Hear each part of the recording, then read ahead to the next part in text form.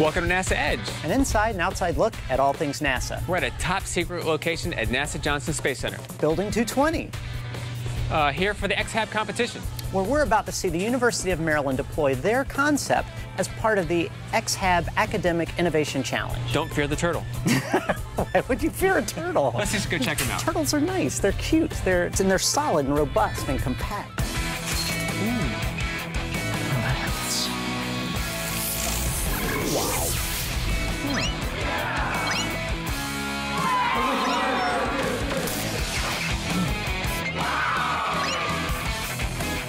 Hey, welcome to NASA Edge. An inside and outside look at all things NASA.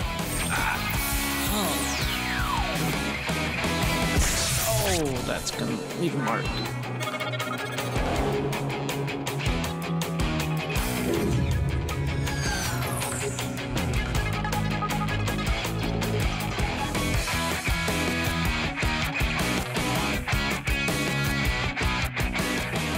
Hey, we're here with Tracy Gill, Deputy Project Manager for the Habitat Demonstration Unit. So Tracy, tell me a little bit about the X-HAB competition.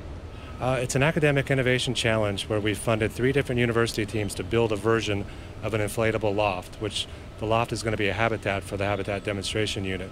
The Habitat Demonstration Unit hard shell has kind of a laboratory, so together with the habitat and the laboratory will make the first version of our deep space habitat configuration. Now, how were those 3 schools chosen for the competition? We had an announcement in the summer of 2010 where we asked university teams to apply for how they would run a program to conduct the X-HAB Challenge. So it's not just that we're going to build something, and they had to integrate it into a curriculum, and they had to follow a systems engineering process, and then they had to actually build the product and deliver it.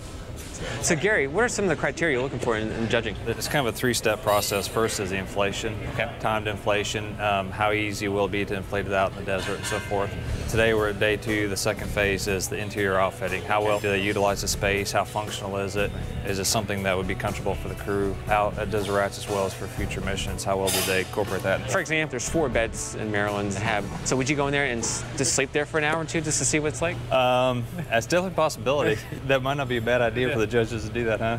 I know you're an intern here at NASA Johnson Space Center this summer, but you were also on the Oklahoma State University's design team. What are some of the challenges that you faced? You know, one of the biggest challenges is how do you get it to deploy without touching it or moving it? You know, that was a big requirement for NASA. It has to be autonomous, and we worked really hard to try and make that happen. For the most part, it did work, but our biggest challenge was when we were coming down, when we were stowing, our beams kind of wanted to bow out a little bit, and that kind of hindered the stowing process, but you know, that's why we're engineers. We're trying to figure out ways to solve problems like that. I mean, this is a great way for your students to get that hands-on experience. Yes, you know, at the University of Maryland, we're always trying to find ways to get our students hands-on, because for a lot of students, that's a prime learning mode. You know, you learn by doing as opposed to by having someone tell you how to do it. And so we're always looking for student projects, and this was a wonderful one. There's going to be many parameters on which will be judged, some of them more obvious than others. Like the main parameter is the stowed volume, so when the habitat is all closed and collapsed versus when it's completely expanded. So the ratio between these 2 volumes is important. Also, the mass that the habitat weighs on Earth here is a critical parameter. I think I read something where it does have to maintain the inflated state for a certain amount of time. Leak rate is what you're probably referring to, which means once you inflate the habitat and you cut off the air supply, how long does it stay up? That is going to be probably one of the most challenging parameters on which we'll be judged on. Do these noises in the background make you nervous when it comes to leak rate? No, because I know pretty well where they're bolting. If they were bolting anywhere else, I would be nervous. Well, now, are there other rules like don't run with scissors in the HAB when it's inflated? I mean, is that... Actually, there's a fun fact. When there was a discussion on safety exits, and we were a little bit undecided on where to place our safety exits. Someone on our team proposed, why don't we just give a knife to all the astronauts, and in case of emergency, they'll just cut their way out. Obviously, that would never work, but it was fun enough. Each of the teams has the same basic parameters to satisfy, but they've solved them in different ways. For instance, the Oklahoma State team last week built a 2-floor loft. This team has built a 1-floor loft that's a little bit more compact. Now, I don't know if you know this, but so there's 3 teams, 3 schools. So next week is Wisconsin. Oklahoma State went first. Maryland's this week. There's a 4th week that was added to it. And I believe that the co-host is actually right now in the works building his own HAB, second floor.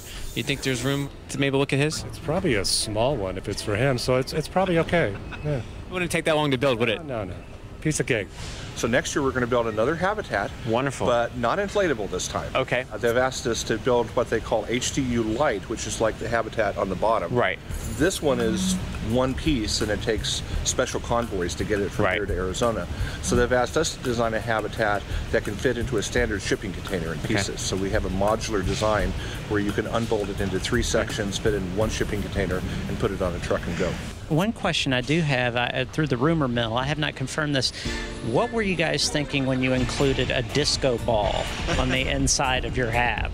We do have some pretty eccentric people on our team. I think it might have even been the professors doing. This is highly questionable. Yeah, I don't want to speculate on anything, but I think it was maybe just a last-minute a deal to show a little bit of humor, you know. And they will also be debuting the polyester spacesuits as well. Yeah, parachute pants and all. We're throwing back. Yep.